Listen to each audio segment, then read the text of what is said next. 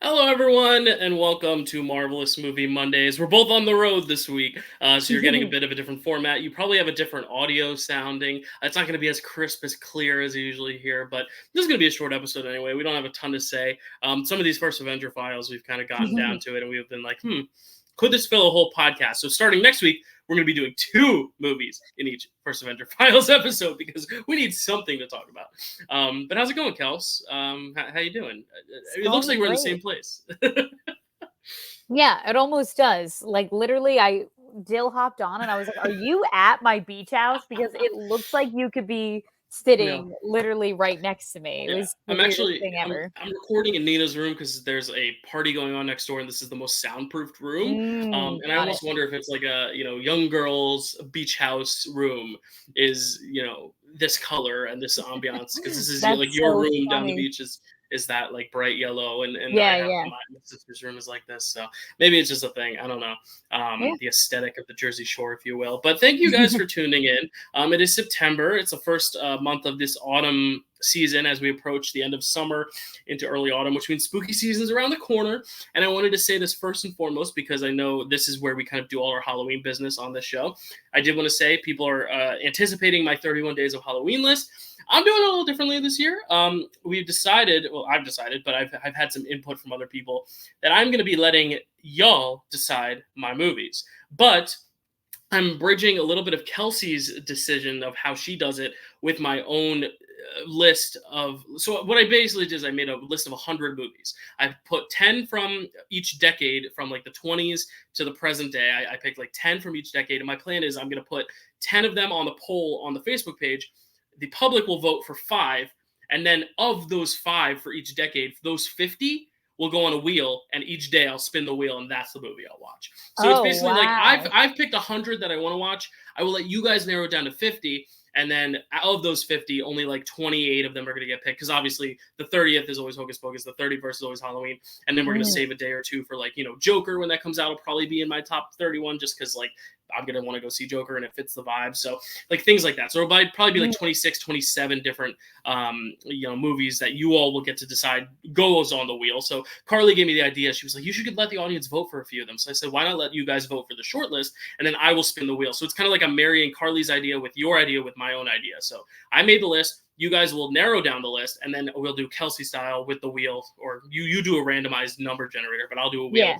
to determine the actual movies that are on the 31 days. And I wanted to bring that up because starting today, Monday, Labor Day on the 2nd, you will get to vote for the first round of these, which is going to be the 20s through 40s. So I combined those decades. So these are the 10 movies. You can go on Facebook right now and vote for which 5.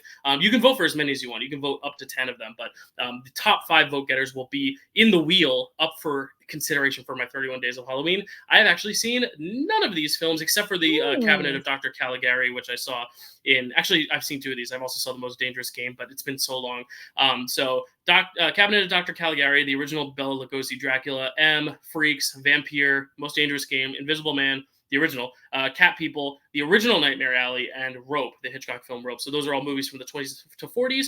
5 of them will make it on the wheel, so you can go to the Facebook page now and vote. It's a way to get you guys interacted because this is a network. I wanted to like mix it up a bit. I wanted to do Kelsey's thing without stealing her thing, so I was like, let's do a wheel instead of a number generator, and let me like have you all pick the movies rather than me just putting up my own weird movies every year. So that's a little tease. I decided to get that out of the way now, just so people can go do that. But that's it for business for me, Kels. Are you excited? We're getting into spooky season. We're getting into Oscar season. We're getting into like the real creme of the year. It's been a fast summer. It's gone by pretty quick. Yeah, I'm excited, Dill. I'm just always sad this time of year because I so desperately don't want to say goodbye to summer. It's my Yeah. favorite season. It's, when I celebrate my birthday, it's when I get to go to my favorite place, the beach. So it's mixed emotions because obviously Mm. I'm also in the midst of planning my 31 days. I'm doing Mm-hmm. a different theme this year, or at least Theme. I'm Ooh. trying to. Okay. Kind of. We'll see when Yeah. I Yeah. Well, reveal the complete list, yeah, we're but gonna do our reveals at the very end of September, but this was yeah, because of the voting aspect. I'm trying to get it started now, so that yeah, way, for sure. we're gonna do it like the penultimate week of the month. We'll reveal our our list. Kelsey does. You're going to do it randomly again this year, right? Yeah. Every day. Oh, yeah. Okay. So she'll give you what the 31 films she's doing are, and by then I will spin the wheel so you all can see what mine are as well. But yeah, it's going to be fun. I'm excited. That's always a fun time of the year because also Kelsey gets to watch a lot of horror movies she's never seen, which is always fun, and I get to like kind of just discover movies that no one's heard of, which is a lot of fun. Yeah. The list of like, what the hell is Cat People? And I'm like, it's a 40s film, but who knows? Maybe people know Cat People. Maybe they want to put it on. I don't know. But yeah say goodbye to summer. It is because this summer went by way too quick, if you ask me. Yeah, it really did. But I did finally make it out to the movies, and I saw something, Dill. And it was what was the best thing you watched this week, Kels? It was definitely the best thing I watched this week. It has a 4.5 stars on Letterboxd. That's how much I loved it. And it was Blink Twice. And it was freaking fantastic. I mean, I think the only reason why I docked it 0.5 star is because when the plot twist reveal does happen, I think I was genuinely sick to my stomach. Like I turned to my 2 friends in the theater and was like, oh my God, I feel sick. But it's so worth the payoff at the end. And it's so creative and real and such a fantastic debut for Zoe Kravitz. Like I agree. This just makes me so excited for, what she does next. I feel like she's kind of reached the same caliber that Jordan Peele had when he first came out with Get Out. Like that's where I'm at. Like they're kind of like at the same level for me. So I'm just like, I hope she, keeps the ball rolling here. Yeah, it was really great. I had a lot of fun with it. I think it was one of those things where I kind of, as soon as it revealed, I was like, no, of course that's what's happening. But I was also like, that's a really smart way of showing it. The cast for me is the best part, though. Like, that casting is perfect. Channing Tatum, probably the best I've seen him in anything. Like he's just really stretching himself. I think Adria Arjona is having one of the best summers ever between that and Hitman. She's so good. So, yeah, I think it's great. I have to ask, though. I mean, this might get a little provocative, but go ahead. Do you think the original title, Pussy Island, would have been more appropriate? Okay, I like the Blink Twice thing because it is a recurring motif that they do, pepper in there. It's not like a non-for-nothing, just throwaway. But there's something about Pussy Island that I think has a lot of, without spoiling the movie, I think would be a really cool, especially the connotation it has with like America, specifically like Trump's America, like just that connotation of like Pussy Grabs Back, I think would be a really cool, I thought it would be a really cool title for this film. But would that also give away too much of its plot? I don't know. So I'm glad you asked me that, Dill, because I had this exact discussion when I was leaving the movie theater with my 2 friends, Jess and Candace. And I was actually really grateful that there had to be a title change because for me, like, I think it would have just been too polarizing. I think it would have been not even that. Like, it's not even the vulgarity of the title that bothers me. It has more to do with when the plot twist happens. Like, for me, that totally it would totally take away from what is actually going on at the island. You know what I mean? Like, I think it would have just felt like so dehumanizing and like not like powering. Like, I feel like it would have, at first when I heard it, I was like, oh yeah, like, take it back, like woman power, like feminism, whatever. But then you find out what's actually going on at the island, and I think that would have just made me feel like even more traumatized than I actually was. You know what I mean? Which could also aid in the horror of it. But I agree. I honestly think if they had called it that, it would have been a little more obvious as to what was going on the island to begin with. So I'm glad they kind of shielded that from us. Though I do like the sentiment, especially the final scene where it's like, oh, okay, now it's my island and it's Pussy Island. Like there's the kind of reclaiming of it. But I guess also but also I think it has the taboo, and just in general, it's hard to sell a movie with that title because it's also like repellent for those like kind of insecure or like very right wing or very you can't use that language type deal. That I think could have gotten into some sticky situations, and I don't know how many people would show up to a movie with that title that were just kind of wanting to have a fun time at the movies with such a polarizing title. But I get the argument both sides. I was just curious what you thought because as soon as I left it, I was like, it would have been such a cool title. But now you mentioned it, I'm like, yeah, no, you're right. There could be like that degrading element to it that like, you already beat the characters down enough. Like, do you really need to like emphasize like what you're taking control of and what you're robbing them of, you know. And I agree. I think that the title change like really like buries the lead, which I think is Right. which was the best part. Because Mm-hmm. this is a movie that also, before you watch it, gives a trigger warning. And so you're Yes, kind of which I appreciate. already you're kind of already in the mindset of like, oh, something really bad is probably going to happen. Mm-hmm. And I had turned to my friends and I was like, so I think this is probably going to go where we think it's going to go. Yeah. And it does.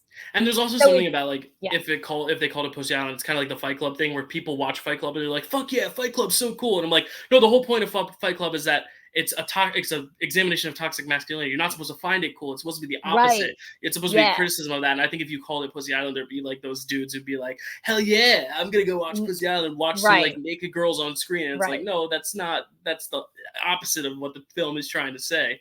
If anything, they're missing the point type deal. So yeah, I think it opens it up for a lot more controversy. But that was very good conversation. I'm glad I heard your thoughts on that. But yeah, I really like Blink Twice. I think it's good. Everyone should go see it. I've been hearing great things about Strange Darling too, which I've heard is like a really good companion piece to it. Deals in similar themes, but I don't know anything about it, so I'm gonna hopefully get around to the theaters to see that. I also need to see Beetlejuice this week because that's coming out soon. But my best thing that I watched this week is actually I watched for my summer ranking. I did my top 10 summer movies of 2024. If you guys want to go check out that video, I will put it up in the top right corner right there, so you can go check it out. But I watched this movie called Ghostlight. Kels, have you heard of the movie Ghostlight? No, but I It's know the about concept of a ghost light, like in a so theater. yeah, it's about theater. So it's about this guy who's like going through a really terrible loss. And he actually gets like in a big he has like a big outburst at work, and then he basically gets like let go, and he stumbles upon he's just like aimlessly walking the street, and he stumbles upon this like community theater that is doing a production of Romeo and Juliet, and they're like, "Hey, we're having a table read. You want to come here and just like read Capulet?" And he's like, I don't really do that. I don't really read Shakespeare." And it's like, no, just come. Like, and then the one guy's like, "Yeah, I said that 3 years ago, and look where I am. I'm still here." And then he ends up getting like totally into it and like playing these parts in this play. But then you start to realize that a lot of his real life tragedy is what Capulet goes through when he like discovers his daughter dead at the end of the play. So there's also that like subtext meta narrative going on of like him trying to deal with his own personal tragedy and also having a bitterness towards his sons, because his son's the one who dies and it's his girlfriend that he's trying to like sue for means that you'll find out in the movie. And you start to see how his feud towards her family is very mirrored with the Capulet Montague thing going on in Romeo and Juliet. So it's really cool. It's a really good movie. I loved it a lot. So I highly recommend if people can get out to see that or rent it. It's available to rent already. Ghostlight, it's like one of my favorites of the year so far. It's my number like 2 or 3. I really love it. So I highly recommend it. I think you would dig it too, because like, you know, we're Shakespeare fans. We just talked about Romeo and Juliet on Picture This. So, you know, it was just so topical. It was just so beautiful. So I highly recommend that. Where did you watch this on? I rented it. I rented it on Apple.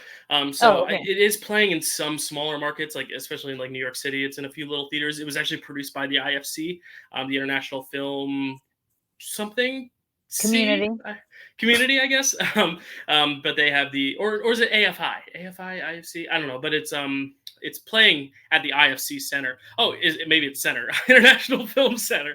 That would make a lot of sense. It's playing at the IFC Theater in New York, but if it doesn't have any screenings, it is available to rent. So I highly recommend it. I gave you the very bare bones inciting incident, but there's a lot more like deepness and layered going on. There's a whole plot line where his wife is basically thinking he's cheating on her because he keeps disappearing to go out for drinks when he's not going to the bar, and they're like, "You keep going to meet this girl," and it's like he's like, "I'm meeting Juliet." They're like, "What?" He's like, "I'm gonna play." Like it's kind of funny, but it's also like really sad. It's sad, so it's gonna give you the tears. But as theater people, it's also like one of those like, whew, like this is the power of theater and how it can unite us. And they play a lot of like funny improv games and stupid improv games. So it's just like it's a full package of like what like we would look for in like a movie. It's like dealing with your own shit through the theater, through like Zip Zap Zop, like yeah, so I very much enjoyed Ghostlight. So go see Ghostlight. My friend from college, her brother actually is a cinematographer for Ghostlight, Luke Dyra. So go check out my friend Hope's brother. So check out Ghostlight. It's great. Should we get into the movie? We have to talk about Film Channel. Maybe that's what it stands for. I can look it up. That's what the internet told me. Yeah, while you're oh, you did. Okay, so yeah, if you looked it up, that's probably what it means. the IFC Center, International Film Channel, International Film Center, International Film Community. Either way, IFC produced it, and it's playing at the IFC in New York City if you are in the location in the area. If not, go rent it. It's only like $3 or $4. You'll thank me later. All right, Kels, should we get into what we have to talk about today, which is this guy here? Let's get into the Incredible Hulk. You even came prepared with your T-shirt. Didn't plan on it either. I just like brought a bag to go down the shore, and it was like, oh, funny, I have this. Great, this is in here. Yeah, very convenient. But I see you forgot your Hulk garb, but it's okay. We forgive you. I thought I could dig out. I did the same thing. I just brought my laundry bag down, and now it's all clean, and it's all sitting in another room. And I was gonna dig through for a Marvel T-shirt, but I was like, I'm gonna just get this going. Yeah. But you did go to a wedding this weekend, correct, Kels? I did. And that's very topical, even though the wedding aspect is very seldom seen in a movie called The Bride of the Incredible Hulk. But but we are talking about The Bride of the Incredible Hulk, which is really the season 2 premiere film, which in later retrospect, once they put it on like streaming and stuff, they retitled Married Part 1 and Married Part 2, but it aired as a small film on TV called The Bride of the Incredible Hulk. Even though when I picture The Bride of the Incredible Hulk, like when I imagine that in my head, I was thinking like She-Hulk with a dress, like in a wedding dress, and it was just not that at all. It was like this really dour, like hour and a half, like terminal illness plot that I was just like, whew, okay, So let's talk about it. So let's talk about it. So season 2, episode 1, Married Part 1, aired on September 22nd. So this month, topical, September 22nd, 1978, in which my mom was 6 years old. That's crazy. That's like wild to think about. 1978. That's wild. 1963. So 10 plus 5. My mom was 15. Yeah, like our parents were kids to teens. Like that's how old this thing is. Honestly, it doesn't feel that old though, so that's good. Not that our parents are old, but like it doesn't feel like it. Like it feels like it could have been like in the 90s, and I would have been like, oh, okay. Like it doesn't feel too dated, which is good. Yeah, honestly, Dale, I was really into both of these episodes. To be honest with you, cool. I was like, this is definitely one of the better things that we watched. So our protagonist in this, not Bruce Banner, but Dr. David Banner, is looking for a psychologist by the name of Dr. Carolyn Fields, who specializes in hypnosis. And he's hoping that her treatments will be able to help him kind of control the Hulk within him. But she's on her way out of the institute that she works in. She works at an institute in Hawaii, which is where this takes place. And it's a cool place to set this film, because it's quite scenic, and I like that. Yeah, absolutely. And so he catches her right as she's leaving and is like, hey, I really need your help. And she's like, well, I need my help myself, or like, I'm also in the needs of some help. Time is the one thing I don't have. As soon as she said that, I was like, oh, is she sick? And so we find out that she has some kind of neurological disorder. I didn't write down the exact name, but she's kind of been trying to work on herself and work through this.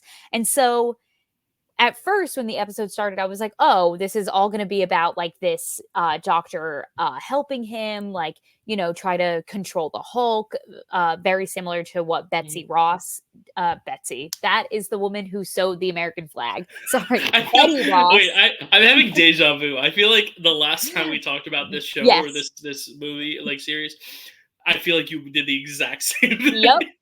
It's just Betsy Ross is so iconic. I can't help but talk about her. I mean, I would like to think Betty Ross was based off of Betsy Ross, if I had to guess, but maybe not. I mean, it's I don't know. Pretty weird coincidence, but okay. I feel like Stanley was probably just like, what's a good old-timey name for a broad? Betty. What's her last name? What's her dad's last name? Ross. Like, you know what I mean? Maybe. Anyway, so it was very similar to what Betty Ross, I feel, does for Bruce Banner in the MCU. And in the comics that Carolyn was trying to do for David. But they ended up helping out each other. They both kind of needed each other a little bit, which I thought was kind of interesting. Tragic, but interesting, because she realizes that her nerves kind of don't regenerate fast enough, where his, not nerves, but cells rather, his cells generate very quickly as the Hulk. And so she's kind of Yeah. hoping that she can just kind of like use some of his cells to get her metabolism, jumpstart that Yeah, again. it's a very cool idea. Yeah. It's just like the great like concept, like elevator pitch of like, oh, let's have this guy who like regenerates too quickly going with someone who's not regenerating quickly enough, and see how we can play out that dynamic. I think it's a great inciting incident. Yeah, so we get this really interesting. I think the most interesting part of our first episode, our part oneer, is that they Hmm. kind of have this really interesting hypnosis sequence with Very trippy. David Mhm. Banner, where he's constantly trying to formulate things within his subconscious, just like different obstacles for the Hulk that will like entrap him in his subconscious and like keep him there and not Mhm. allow him to Right. escape. And so he tries all these different cages. He tries using like a smoke to put him to sleep, but the Hulk is even too strong with even within his subconscious. Again, really cool idea. Like, I think the ideas in this Yeah. thing are really, really cool. Like, honestly, if both parts were a 30-minute episode and like tackled all this, I think it would have been a lot more successful. And we'll talk about our criticisms in a sec. But I feel like Yeah. they're just elongated so much. But I really like the idea of that. Like, even in his Mhm. subconscious, he can't control the Hulk, which is such a cool idea because in the MCU, we really don't see a lot of that like inner turmoil. It's all kind of external. And we get it a little bit in Infinity War, mostly, where he's trying to like control him and he's trying to burst out and it's almost like this erectile dysfunctional thing.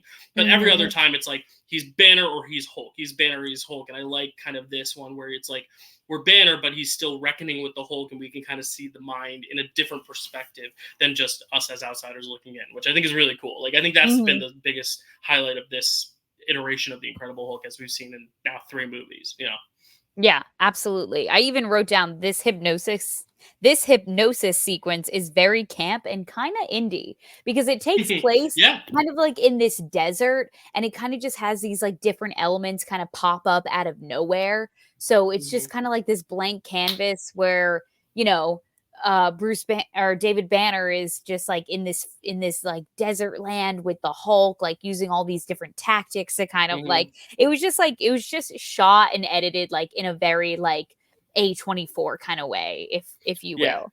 Yeah, very Um lo-fi, very very experimental to the point where it's almost like dreamlike. Yeah, like it almost yeah, kind of lulls you to sleep in a way, in a good way, yeah, which is really cool. Like these are not the Marvel movies we're used to, which I've always felt is refreshing going back because they are so different. Because they are essentially TV shows based on Marvel characters. They're not adaptations of Marvel plots necessarily. yeah.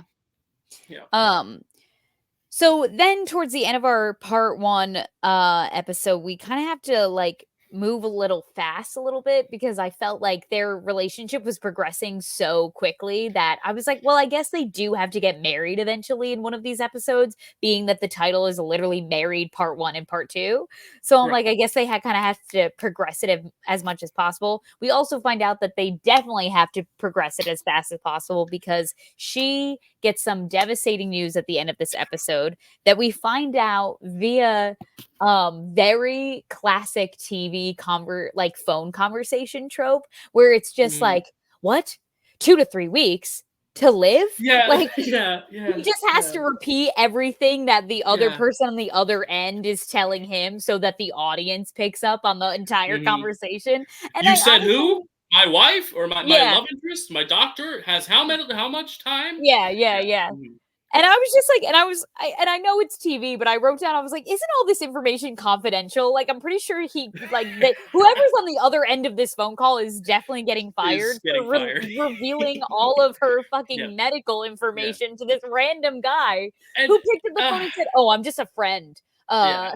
Yeah. Yeah. Well, continue because my biggest Funny. criticism, I feel like let's get through the synopsis, then I'll give you my biggest, just Sure. wildest criticism because I'm just like, go along. We'll get Yeah. there. And so we get a very classic TV phone call conversation. And this is honestly at the point where I wrote down, I'm really into this just because I found it Okay. so endearing. And we end on a cliffhanger because we find out that Dr. Carolyn Fields has 2 to 3 weeks to live because that's how fast her disease has progressed. I'm not laughing at that because that's awful, but I'm just laughing at the like I guess I'll just say my biggest criticism Abruptness now. of it. Well, the whole first movie, his wife dies before we even meet him in the first movie, and he's dealing with his wife's death, and he moves on, finds this love of his life, and then she dies at the end of that one, or the end of the second one. And now it's like, okay, I'm getting back in the game. I'm going after someone else. I'm making a connection with a woman who has 2 to 3 weeks to live. No, literally. I'm like, this poor, tragic man. This guy can't catch a break. And I'm like, really, they're so cruel. They're like, all right, your wife died in a car accident. You're the Hulk now. This lady, this girl who you're like really hitting up, she's dead too, dying in the Hulk's arms. But here you go. Here's your second shot. She's got 2 to 3 weeks, but like, it's gonna be a great 2 to 3. And you're just like what? Yeah. This poor guy. What did he do to deserve this? I was like watching this. I can't believe this is like. I get where if like this was a plot they had come up with in like season 4 or 5, I would have been like, okay, interesting. But like this is your season 2 opener. Like this is a cinematic. This was released. So the reason it's called The Bride of the Incredible Hulk is because they packaged it and released it in Europe as a movie in theaters. So people are going to the theaters to see this movie, and it's just like this really sad hour and a half. Yeah. I falling in love again very quickly, but also realizing she only has 2 to 3 weeks. It was just. I couldn't believe. I was just. I felt so bad for him. I was like, this guy. I can't. I mean, like, this is season 2 opener. Like, what? Yeah, I know. Because especially what you were saying, Dill, like if you're going out to the movies, seeing something called The Bride of the Incredible Hulk, you're probably envisioning a guy and a girl bulked out, like green, like kicking ass, and like I was ready for like the ending of Shrek, where it's like he kisses her and then she becomes a Hulk too. Like I was ready for something like really fun and rompy, and then like someone comes to attack the wedding, and like she's at the altar and she's like, "I got this, Hulk," and then she like hulks out, and I'm like, "Oh, this is so cool." No, this is like a really sad drama about a woman who's dying of a terminal illness, and medical like, drama. The sad beaches of Hawaii with just like the sand and water and all these like really long shots and sad music. And that music is so sad. I'm just like, we're only halfway through, and I'm like, oh my god, there's a whole other half. Like I don't know how they released this as a movie. Like I can't believe it. But whew, sad. So stuff. then episode 2, Married Part 2, starts off with Carolyn going straight to the bar, because I too, if I found out I had 2 to 3 weeks to live, would also go right to the bar. And so David's freaking out because obviously he needs to find her so that they can, progress what they've been doing with the Hulk so that they can save her life before time runs out. And she's at the bar. She meets a lovely couple, and like and another guy goes back to their house. I'm like, swinging? Let's get crazy. Like you've 2 to 3 weeks, Carolyn. Like live your best life. Live it all. Yeah, exactly. And then he's able to find out where the house that she's at. Again, a little unrealistic, but it's all right. We have to move the plot along. So she finds out where she's at with these 2 guys and this girl, about to get into whatever they're going to get into. And the only reason that he's able to get into the house is because one of the guys who answers the door opens up a bottle of champagne, and the cork hits him right in the eye. The other 2 get distracted because they're like, oh no, where did the cork go? And he like barges into the house, runs up to Carolyn, who's like seen kind of like crying and visibly getting more sick because of her disease. And obviously the guys are like, hey, get out of here, like you're ruining our fun. He hulks out in this very 70s style house. They basically had shag carpeting, wood paneling everywhere. Very good production design. Balcony. Very nice production design for like a low budget television show. Yeah, I was impressed.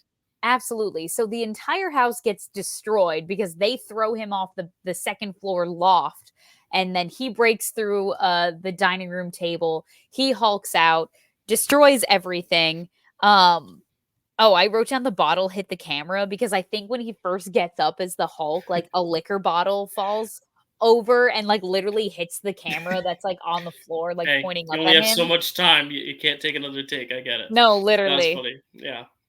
I liked it. I thought that it added to it. I felt like I was really there. I felt like you're there. Yeah. It's like 4DX. Yeah. He goes back up to the loft to save Carolyn in his Hulk form now, and the other woman who's there, who just keeps saying "far out." It's very 70s. It's almost like a parody of the 70s.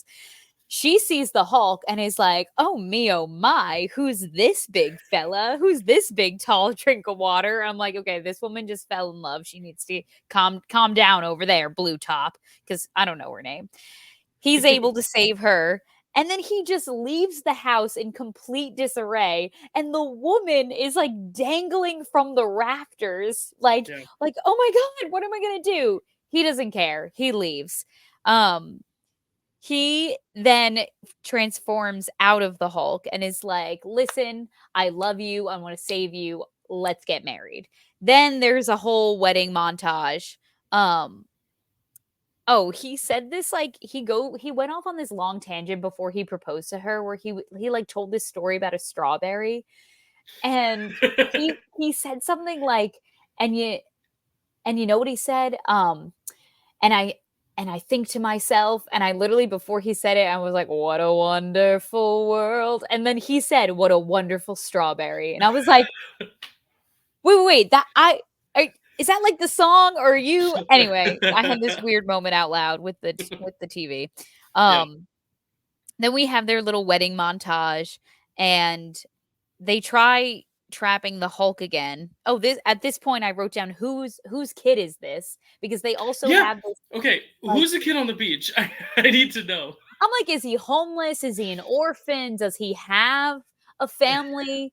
I was thought like, I missed something. I like rewound it a few times. I'm like, wait, what is this kid because doing? Okay. throughout part 1, they had this whole conversation about who they were married to and what their lives were like before they met each other. And they were like, oh, and she was like, oh, well, my husband really wanted to have kids. I wasn't really sure. And that's kind of why we broke up. You know, he moved out, has his own family now. And I'm like, oh, is this all leading up to them adopting this little beach boy who's on the beach and is a boy and doesn't have parents? I'm like, is this where this is going? Because then he starts drowning in the ocean. Carolyn swims out to sea to save him, and she kind of like expels all of her energy. So now her body doesn't have any energy left to fight her disease. And so they have this whole big commotion where, oh, sorry, after that, before that. Anyway, at night. Oh, I think it was that night. It was that night after she saves the boy. It was that night they go to bed. He has this huge long nightmare montage of all these shots that we've already seen. So I was like, all right, skip. I know what happens. And he has a nightmare sequence, basically turns into the Hulk in his sleep. And she takes the opportunity in this moment to finally take a tissue sample from him so that they can start experimenting with his cells to save her. And so then it's the next morning that there's a huge hurricane. She's not getting any better. She's only getting worse by seemingly the second. And so they get in the car. They're racing to the hospital in the midst of this hurricane. And they crash the car. She runs out of the car into the hurricane. They're like a block away from the hospital. And before they can make it to the hospital, she dies in his arms. And that's the end of our story. It's fucking torturous. I literally, okay, like I get it. It's a very, great idea. Therapist, like psycho, all that stuff, the visions of the Hulk, all that's so good. The bones are there. But at the end, the bones are there, but like the skeleton's like coming to like make my day sad. I'm just like, it's just so sad. And it's like at the point where like I've watched this character now 3 times fall in love and lose the love of his life. Like, and this is episode what, like 4? No, it's not. It's the 3rd movie we've seen, but like they've done a 1st season. But I'm just like, and I saw that she had won the Emmy for this season of television for Best Drama Actress. Yeah. For Best Drama Actress, not Guest Actor. So I was like, okay, so like this is where they're going to get married. And then like the whole season, I assume would be the 2 of them. And then maybe she dies in the season finale or the next movie we watch. No.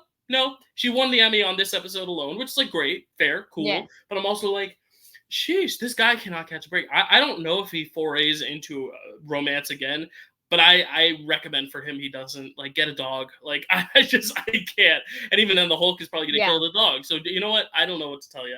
Make some good friends, because this is just, like, this is too much for me. It was just too sad. I'm just, like, I'm watching something. And if they didn't give the terminal illness thing, and, like, what if she died in the hurricane? Like, fine, whatever, you know, like make it that she's like needs a green card to like stay in America and they have to get married quickly, and then like if you want to kill her off in a hurricane, whatever. But like the whole like terminal illness plot, it's just too much. It's too sad. Yeah, too much for me. It's just too dense. Or if you're going to have the terminal illness plot, at least carry it out where she doesn't have literal days left of life. Yeah. Like, I feel like I mean, yeah. She could have had she could have had like 6 months, 3 months, a month. A month would have been longer than what we got, because I just feel like you said in the beginning, Dill, like, oh, these easily could have been like 30 minutes, and then one long like hour, where I was like, no, I feel like this whole tumultuous relationship that they had could have been a season-long arc, and we could have met her in episode 1, and then we could have killed her off in the season finale, or better yet, saved her. Find some. This is fantasy. This is based on a Marvel comic. Yeah. You could do anything. Maybe make it, oh, hey, I have this gamma radiation I can give her. She'll Hulk out every now and then, but it'll save her life or something. Make her a Hulk. Make her a Hulk. Oh my God, that'd be such a great idea. Like, in order to save you from this terminal illness, you have to become this like monster, but like you're also saving yourself. But it's like the guilt is every time, you know, like that would have been so interesting. Like I guess that is the plot of Deadpool. But anyway, it doesn't matter because they all have similar plots anyway. And look what's making billions of dollars. And guess what just made me sad? Like there's, you know, like this one. I pull up a Letterboxd review that I really liked from Ted Dude. His name's Ted Dude, Dude.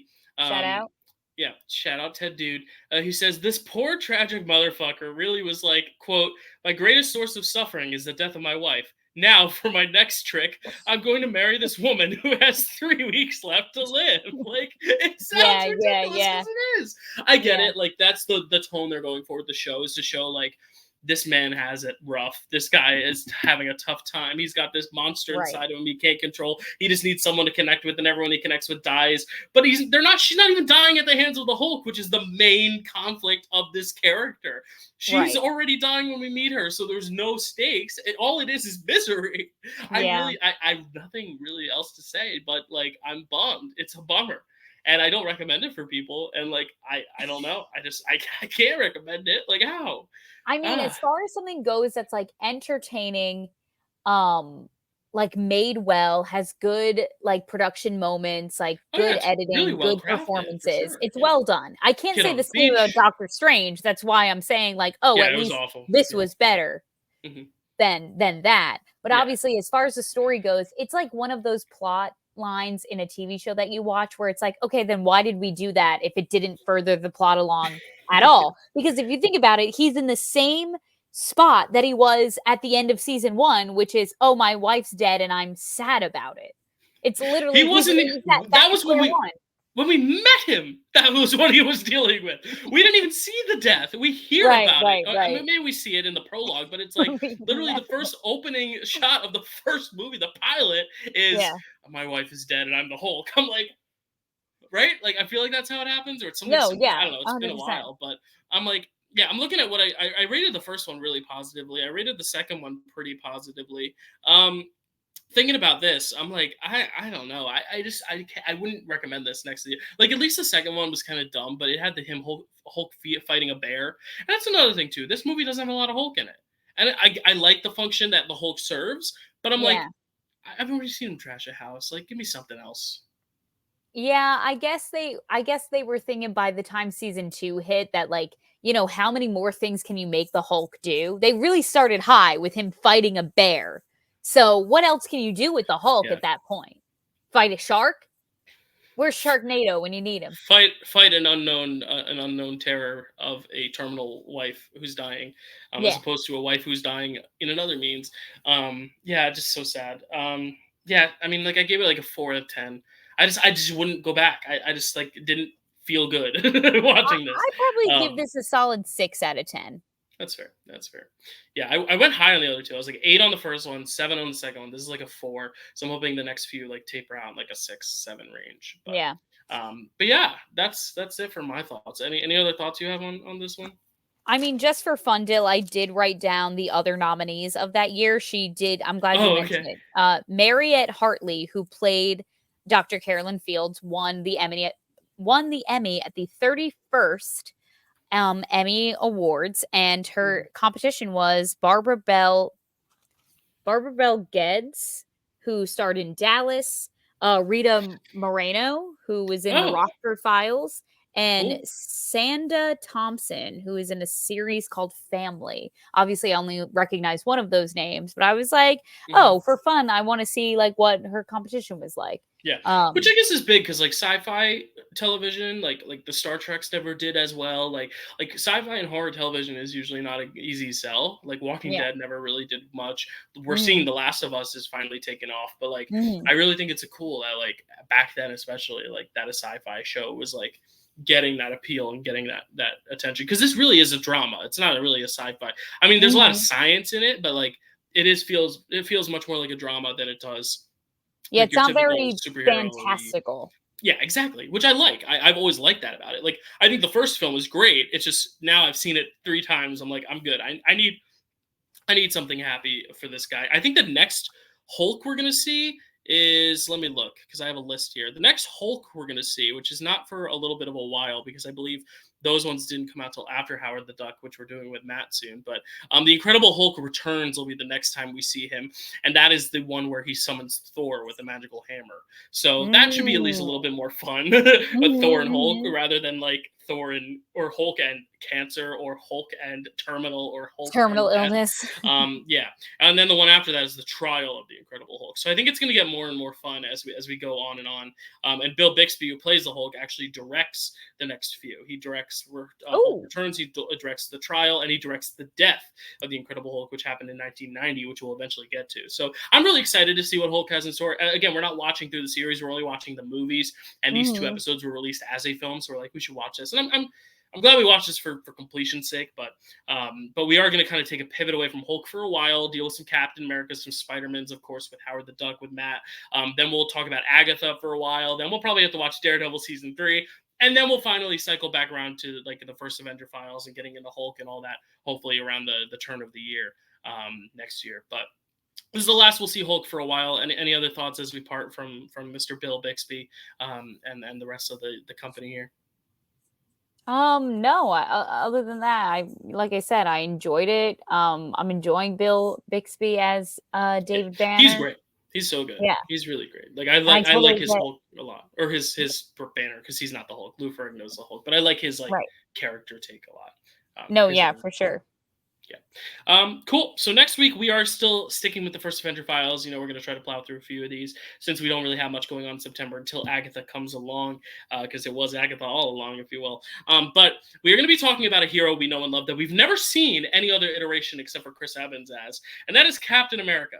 So we're going to be talking about the Captain America, the Reb Brown Captain America movies. The first one being the Rod Holcomb 1979 directed Captain America, and the sequel, which came out in the very same year, 1979, Captain America 2, Death Too Soon. So it's 2 movies, but we figured, a lot of these movies, we have like very, like 1 or 2 big basic talking points, but we really haven't been able to truly go off too far on a lot of these. So we figured let's pair them up together. That way, if we don't have a lot to say about each of them, at least we'll have 2 movies to talk about as opposed to like one thing. We had more to talk about in the 20-minute Japanese Spider-Man than we have any of these past few movies. So I'm like, you know what? Let's pair them up together. We're going to talk about Captain America 2, and then we'll be like rolling into the 80s where we'll finally get to Howard the Duck, which is like our first big like movie release in theaters, which is going to be really exciting. But Kelsey, any excitement, any words to share as we head into Captain America, which I don't think they're very well regarded, but that's kind of the Oh, fun of this thing. So okay, good.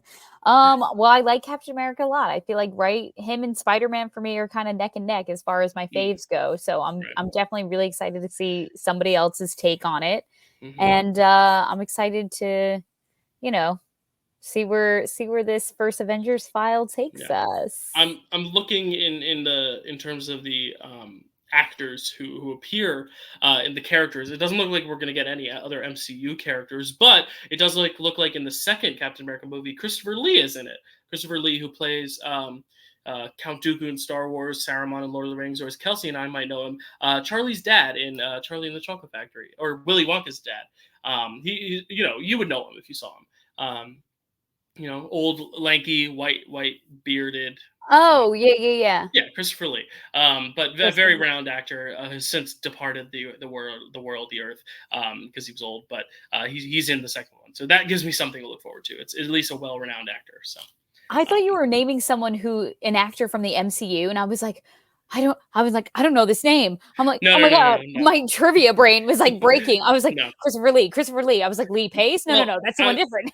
I was saying it, and then I realized you haven't seen Star Wars or Lord of the Rings, so I need to go the Yeah. next most like recognizable role, which I Thank was like you. Charlie and the Chocolate Factory, Johnny Depp, like he plays his dad, the dentist. So yeah, that there's that. Yeah, him. You would recognize him. I thought you meant like the original Willy Wonka and the Chocolate Factory. Now No. I'm there. Now I know Gotcha. exactly who you're It's talking okay. about. Yeah. But we are talking about the late 70s, so we'll be talking about Captain America and Captain America 2, Dead Too Soon, next week. And then we'll be in the midst of September. So go vote on that Facebook poll for as many of those movies as you want, and the top 5 will be on the 31 days of Halloween wheel, which will then determine my actual 31 films. It's kind of like step by step by step, but it's trying to make it a little bit more interactive for you guys. Anything else, Kels? Anywhere else I can find you? I mean, all our socials are down below, but anything else to plug? No, I mean, you guys hear our socials every week, so you know where you can Yeah, find me. I had to cut this recording off a little bit brief because I have to run somewhere. But thank you guys for watching, and we appreciate you. And we'll see you next week. Go check out Blink Twice in theaters. Go check out Ghostlight on streaming if you can, because they're both great. And then come here and let us know in the comments what you thought of them after we recommended them, because that's part of our job, is recommend great things for you. Brian the Incredible Hulk, maybe not one of those things, but if you're a completionist, go check it out. All right, it's better than Doctor Strange. We'll talk to you all next time. Bye.